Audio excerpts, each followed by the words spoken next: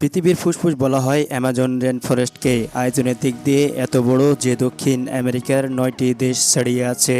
শুধু ব্রাজিলেই আছে 60%, আর বাকি 40% Peru, Colombia, Venezuela, Bolivia, Guyana অঞ্চল জুড়ে প্রায় 7 মিলিয়ন বর্গ কিলোমিটার জুড়ে বিস্তৃত অ্যামাজন রেন ফরেস্ট। ভাবুন তো, পৃথিবীতে এখনও এমন মানুষ আছে যারা জানে না ইন্টারনেট কি, মোবাইল কি, এমনকি আধুনিক সভ্যতা কেমন। তবু তারা বেঁচে আছে হাজার বছর ধরে। কিন্তু প্রশ্ন হলো, কেন তারা আমাদের থেকে দূরে থাকে? তারা কি লুকিয়ে রেখেছে? আর কেন বাইরে মানুষকে দেখলে অনেক সময় আক্রমণ করে?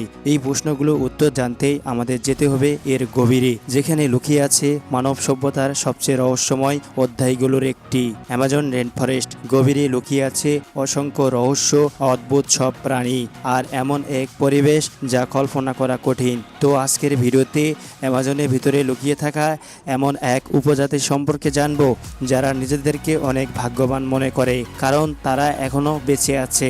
আর হ্যাঁ, তারা আমাদের মতো আধুনিক পৃথিবীর সাথে মিশতে চায় না, কারণ তাদের অতীত অনেক ভয়ঙ্কর। তাদের জন্য আধুনিক পৃথিবী উন্নতির প্রতীক নয়, বরং মৃত্যু আর ধ্বংসের স্মৃতি। অ্যামাজনের ভিতরে যেসব আদিবাসী জনগোষ্ঠী আছে তারা ইচ্ছাকৃতভাবে বাইরে পৃথিবীর সাথে যোগাযোগ এড়িয়ে চলে। শত শত বছর আগে যখন ইউরোপীয় অভিযাত্রীরা প্রথম অ্যামাজন অঞ্চলে প্রবেশ করে, তখন তারা শুধু নতুন ভূমি খুঁজে পায়নি, তারা নিয়ে এসেছিল রোগ, সহিংসতা এবং ধ্বংস।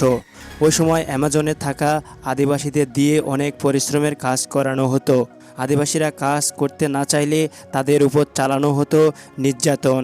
ইউরোপীয়রা শুধু জমি দখল নয়, অ্যামাজনে থাকা সোনা, রাবার, কাঠ এসব সম্পদ দখল করত। আর তখন আদিবাসীদের উপর নেমে এলো এক কালো অধ্যায়। ধ্বংস হয়ে যাচ্ছিল আদিবাসীদের জনগোষ্ঠী, ধ্বংস হয়ে যাচ্ছিল অ্যামাজনে থাকা বন্যপ্রাণী।